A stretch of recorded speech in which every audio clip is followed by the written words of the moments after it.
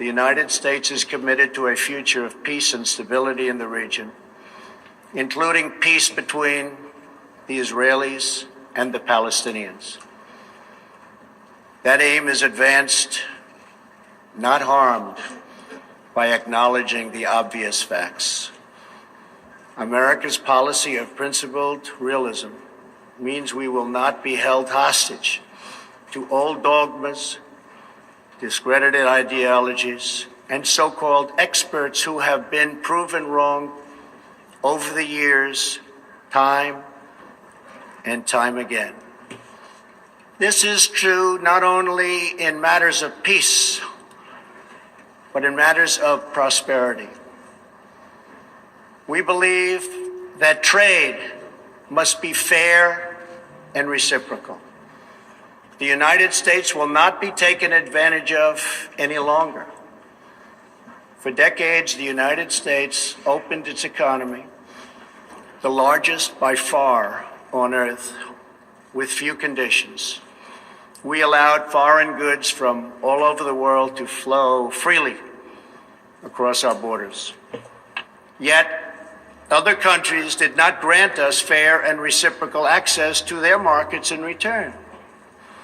Even worse, some countries abused their openness to dump their products, subsidize their goods, target our industries, and manipulate their currencies to gain unfair advantage over our country. As a result, our trade deficit ballooned to nearly $800 billion a year.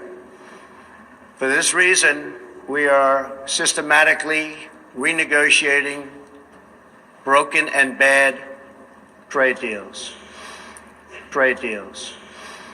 Last month, we announced a groundbreaking U.S.-Mexico trade agreement.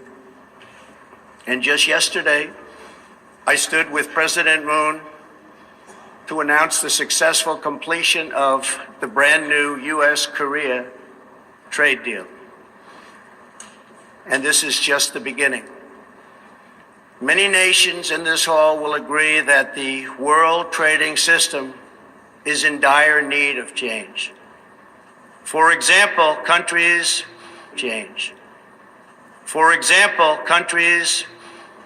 were admitted to the World Trade Organization that violate every single principle on which the organization is based.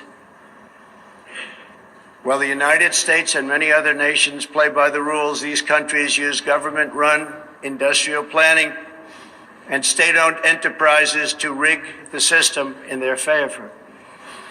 They engage in relentless product dumping, forced technology transfer, and the theft of intellectual property.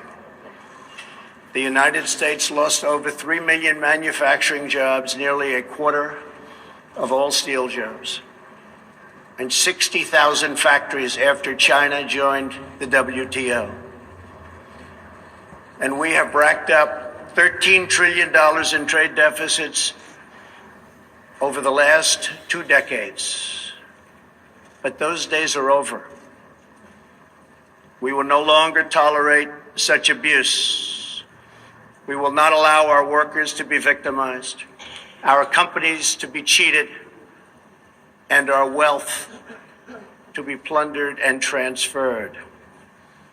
America will never apologize for protecting its citizens.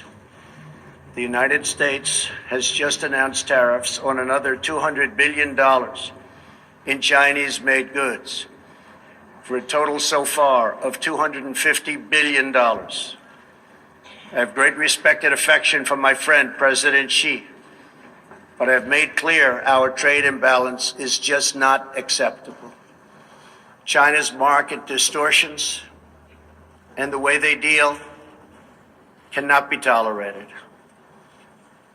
As my administration has demonstrated, America will always act in our national interests.